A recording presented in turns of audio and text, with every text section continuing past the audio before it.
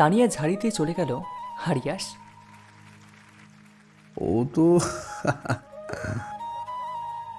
হাসতে হাসতে ইয়াশের চোখ গেল রোশনির দিকে। ও এক সাইডে গাল ফুলিয়ে বসে আছে। পরনে ওই সাদা শাড়িটা সবই ঠিক ছিল, শুধু কুচি দেওয়া নেই শাড়িতে, শুধু পেঁচিয়ে রাখা হয়েছে। পরের দিন সকালে সকালে উঠে রোশনির মাথাটা যেন হ্যাং মারছে। মাথা চুলকাতে চুলকাতে সামনে তাকিয়ে দেখলো ইয়াশ বাইরের দিকে মুখ করে দরজার সামনে দাঁড়িয়ে আছে। চারপাশে তাকিয়ে দেখলো সম্পূর্ণ অচেনা একটা স্থান। আস্তে আস্তে কালকের সব ঘটনাগুলো মনে পড়তে শুরু করলো। মর্নিং। বলে ইয়াশ এসে রোশনির পাশে বসলো। আমরা এখন কোথায় আছি? এটা কোন জায়গা? এটা হাসান সাহেবের বাড়ি। কালকে ঝড় হওয়াতে তিনি আমাদের তার বাড়িতে আশ্রয় দেন। ও, তারপরও চোখ গেল ইয়াশের আর নিচের দিকে। এটা কার শাড়ি? আর আমাকেই বা কে পরিয়ে দিল? কাম ডাউন, সব বলছি। তারপর ইয়াশ ওকে কালকের ঘটে যাওয়া সব কিছু বলল, সাথে তানিয়ারও কথা। ইসরে, বেচারির সাথে কি জুলুমটাই না করলাম। ইয়াসকে সাদা পাঞ্জাবিতে অনেক হট, থুকু, সহজ সরল ভদ্র লাগছে। রোশনি চোখ যেন ওর উপরে আটকে গেল। লজ্জা শুধু আপনার না, আমারও আছে, সো প্লিজ এইভাবে দেখবেন না। ইয়াসের কথায় রোশনি খুব লজ্জা পেল। ঠিকই তো, কেমন নির্লজ্জের মতো তাকিয়ে আছে।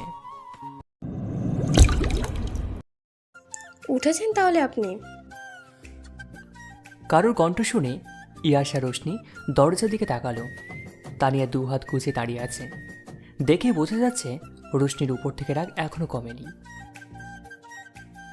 রশনি, এটাই হলো ওই Tanu. Excuse me, it's Tania not Tanu, so called me Tania.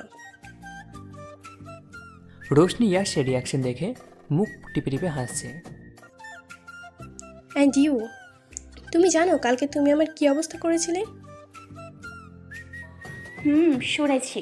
And I am really সেমফুল for my behaviour, sorry. Yeah, it's okay. সন্ধ্যার সময় রোশনি আর ইয়াস এখন বেরিয়ে পড়েছে বাসার উদ্দেশ্যে। ওদের গাড়িও এখন ঠিক আছে। আপনাদের সাথে পরিচিত হয়ে সত্যি খুব ভালো লাগলো। যদি আবার কখনো এই গ্রামে আসেন তাহলে আমাদের বাসায় অবশ্যই আসবেন। আমাদেরও খুব ভালো লেগেছে আপনাদের সাথে পরিচিত হয়ে, আর বেশি ভালো লেগেছে এই টর্নেডোর সাথে দেখা করে। দাঁড়িয়ে মুখ ভেঙচি দিয়ে দাঁড়িয়ে আছে। ইয়াস ওকে খাপড়ার জন্য ওর গালটা টেনে দিল। ইউ, আচ্ছা আসি, ভালো থাকবেন আপনারা। And once again thank you. Bye চুটকি। ইয়াস আর রোশনি গাড়ি নিয়ে বেরিয়ে পড়ল ইন দ্য কার। পিছিটা পুরাই অ্যাটম বম ছিল, তাই না? তোমার থেকে বেশি না। কিছু বললেন? না, বললাম পুরোই বিচ্ছু ছিল। এরই মধ্যে কেটে গেছে অনেক দিন।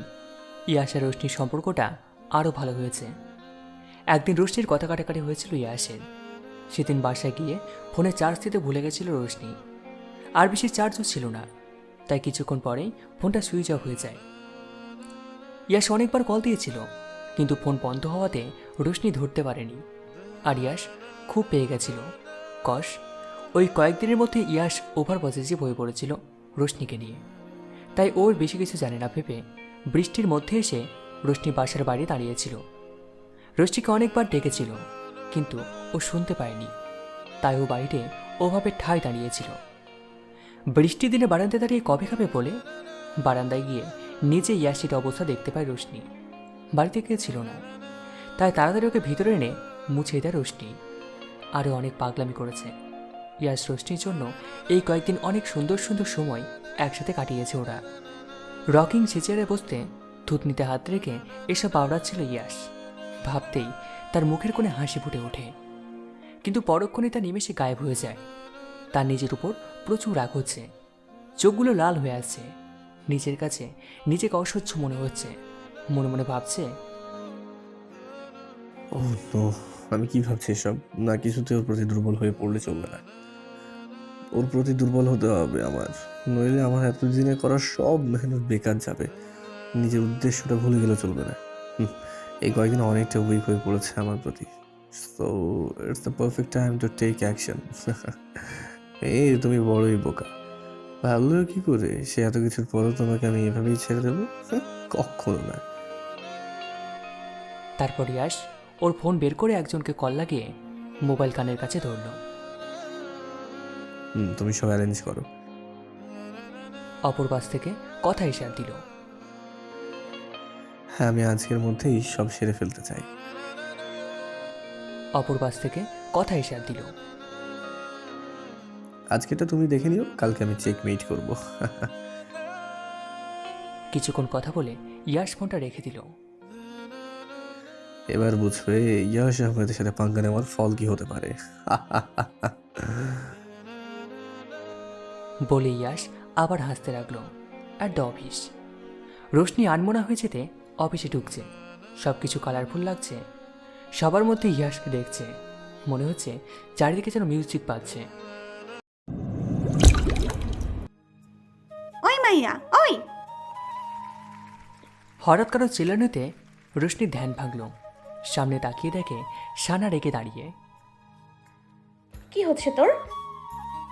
আমার কিচ্ছু হয় নাই, স্যারের হয়েছে। মানে কি স্যার, কি হয়েছে? উনি ঠিক আছেন তো? কোথায় উনি? খারাপ মাম্মা, তুই এত হাই পাওয়ার হইতেছিস কেন স্যারের জন্য? উফ, তুই এত ফালতু কোয়েশ্চেন না করে বল স্যার কোথায়। ধুর, স্যারের কিচ্ছু হয় নাই, সে সবাইকে তার কেবিনে ডাকছে। সানার কথা রোশনি একটা স্বস্তির নিঃশ্বাস ফেলল। ভয় পাইয়ে দিয়েছিলি। বলি রোশনি সেখান থেকে চলে গেল।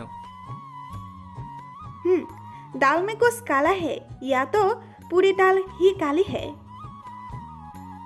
ইয়াশের কেবিনে সবার দৃষ্টি আকর্ষণ করে ইয়াশ বলা শুরু করলো। আগামীকাল আমার একটা বেস্ট ফ্রেন্ডের বার্থডে, তাই আমি তার জন্য একটা পার্টির ব্যবস্থা করেছি। আর আগের বার আমাদের পার্টিতে কিছু সমস্যা হওয়ার কারণে সেটা একটু স্পয়েল হয়ে যায়, তাই পার্টিটাতে আমি আপনাদের সবাইকে আমন্ত্রিত করছি। আর আমি আশা করছি আপনারা সেটা খুব এনজয় করবেন। স্যারের আবার কোন বেস্ট ফ্রেন্ড রে? আরে শেহরের কথা বলছে। মানে কি? মানে শেহের নাকি আমাদের স্যারের বেস্ট ফ্রেন্ড, ওই আমাকে বলেছে। আর আমাদের আগের বারের পার্টিতেও ও এসেছিল। ও, ইয়াশের কথা শুনে সবাই খুব বেশি খুশি হলো। ইয়াশের কথা শুনে সবাই বেরিয়ে যাওয়ার পর রোশনি আর ইয়াশের চোখাচোখি হলো। রোশনি ইয়াশের দিকে তাকিয়ে মুচকি হেসে সেখান থেকে বেরিয়ে পড়ল। বেচারি। পরের দিন পার্টিতে আজ ইয়াশকে চোখ ধাঁধানো সুন্দর লাগছে। সবগুলো মেয়ে হাঁ করে ওকে দেখছে। আর এদিকে ইয়াশ ব্যস্ত রোশনিকে দেখতে। সানা রোশনি একসাথে বসে কি নিয়ে যেন ঝগড়া করছে। দেখ বোন, যাই ক কিন্তু জিতবো তো আমার লাল পিঁপড়ায়। স্বপ্ন দেখা ভালো, কিন্তু ঘুমের মধ্যে। তুই আমার চ্যালেঞ্জ করতেছোস? হ্যাঁ দেখিস, জিতবো আমার কালো পিঁপড়াই। ঠিক আছে, তাহলে বল লাগলো 5 টাকার বাজি। 5 টাকা দিতে হইব, ওইটা দিয়ে তো 10-10টা হাঁসমালা পাওয়া যায়। আর আমি ওইটা তোরে দিয়ে দেবো। কিপটামি ছাড়, নইলে কপালে জামাই নাই। ওকে, লাগলো 5 টাকার বাজি। তখনই পিছন থেকে শেহের বলে উঠল, লাইক সিরিয়াসলি, তোমরা পিঁপড়েদের নিয়েও রেস খেলা শুরু করে দিয়েছ। ওরা পিছন ঘুরে দেখল ইয়াশ শেহরের কাঁধে হাত রেখে দাঁড়িয়ে আছে। দুজনেই 32 বারি দাঁত বের করে হাসছে। তো কি করব, টাইম পাস করার জন্য কিছু পাচ্ছিলাম না, তাই আর কি। হ্যাঁ বুঝেছি। কিছুক্ষণ পর ইয়াশ গিয়ে স্টেজে শেরকে ডেকে উইশ করল। শের ওর স্পিচ দেওয়া শেষে সারাকে স্টেজে ডাকলো। যাও যাও মামা, স্ট্রেস থেকে তোমার সুখের দিন তোমারই ডাকতেছে। আমার প্রচুর গরম করতেছে। যা তো বার। রোশনি ধাক্কা দিয়ে সানাকে পাঠিয়ে দিল। সানা একবার রোশনির দিকে অগ্নিদৃষ্টি নিক্ষেপ করে তারপর নর্মাল থাকার ভান করে স্টেজে যায়। সে এর এক হাঁটু গেড়ে বসে সানাকে সবার সামনে রিং দিয়ে প্রপোজ করে। সবাই একসাথে চিল্লাচ্ছে, সবার একই স্লোগান, সে ইয়েস, সে ইয়েস। ইয়েস। বলার সাথে সাথে সবাই হাততালি দিয়ে ওঠে। আর উপর থেকে ছোট ছোট কালারফুল পেপার স্টিমার্স চমকে পড়তে থাকে। শেহের সানাকে রিংটা পরিয়ে দিল। তারপর ওর হাতে একটা ভালোবাসার পরশ এঁকে দিয়ে উঠে দাঁড়ালো। সবাই যে যার মতো এনজয় করছে, কেউ খাচ্ছে তো কেউ নাচছে। কিন্তু রোশনি তো রোশনি এক কোণে বসে সবাইকে দেখছে। তখনই সবার মাঝ থেকে ইয়াশ এসে রোশনির পাশে একটা টুলে বসলো। একা বসে আছো যে? এমনি ভালো লাগছে তাই। ও আচ্ছা। হুম। would you like to have juice? Roshni মাথা নেড়ে সম্মতি জানালো। ইয়াশ গিয়ে রোশনি আর ওর জন্য জুস নিয়ে এলো। একটা গ্লাস নিজের জন্য রাখলো আর আরেকটা রোশনির সামনে ধরল। রোশনি কয়েক চুমুকে জুসটা শেষ করলো আর ইয়াশ একটা সিপ নিয়ে গ্লাসটাকে হাতে নিয়ে ঘোরাতে লাগলো।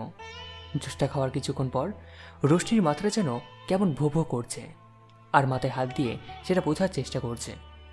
কিন্তু ইয়াশি তাতে কোনো কিছু মাথা ব্যথা নেই। ও বাঁকা হেসে রোশনির দিকে শান্ত দৃষ্টিতে তাকিয়ে আছে। রোশনির চোখের সামনে সব অন্ধকার হয়ে আসছে। রোশনি ওর পাশের টেবিলটা ধরে ওঠার চেষ্টা করছে, কিন্তু বারবার বিফলে যাচ্ছে। কোনো মতে উঠে ঢলতে ঢলতে ওয়াশরুমের দিকে যাচ্ছিল মুখে মাথায় পানি দেওয়ার জন্য, কিন্তু সেটা আর হলো না। অর্ধেকটা পথ গিয়েই কারোর বুকের উপর মুখ থুবড়ে পড়ে গেল। আর লোকটা হলো ইয়াশ। ইয়াশ রোশনিকে ওর বুকের মাঝে জড়িয়ে নিল। ওর মুখের ভাবটা এমন, যা হচ্ছে তা স্বাভাবিক। এটা যেন হওয়ারই কথা ছিল। যেখানে পার্টিটা হচ্ছিল সেই হোটেলেরই একটা রুমে ইয়াস রোশনিকে নিয়ে গেল। দরজা লক করে রোশনিকে বিছানায় ফেলে দিল। রোশনি কিছু বুঝতে পারছে না ওর সাথে আসলে কি ঘুরছে। চারিদিকটা শুধু ঘোলাটে লাগছে। অস্পষ্টভাবে দেখতে পাচ্ছে একটা লোক ওর সামনে। সে তার গা থেকে ব্লেজারটা খুলে ফেলে দিল। তারপর শার্টের বোতাম খুলতে শুরু করলো। সব না বুঝতে পারলেও এইটুকু ঠিকই বুঝতে পেরেছে যে ওর সাথে খারাপ কিছু ঘটতে চলেছে। ওর কানে লোকটার বলা কিছু কথা ভেসে আসলো। এবার তোমাকে কে বাঁচাবে জান? ইয়াশ ওর শার্টটা মাটিতে ছুঁড়ে ফেলে দিয়ে আস্তে আস্তে রোশনির দিকে এগোতে শুরু করলো। সকাল 10:44। নরম তুলতুলে মাস্টার বেডের ওপর উপুত হয়ে শুয়ে আছে দ্য বিজনেস টাঙ্কুইন ইয়াশ আহমেদ। চোখ মিটপিট করে খুলছে, সম্পূর্ণভাবে খুলতে পারছে না, মাথায় অসহ্য যন্ত্রণা হওয়ার কারণে। খুব কষ্ট করে আস্তে আস্তে মাথা ধরে উঠে বসল। মাথাটা পুরো ভন ভন করছে। চারপাশে তাকিয়ে সবটা বোঝার চেষ্টা করছে। তারপর নিচের দিকে তাকালো।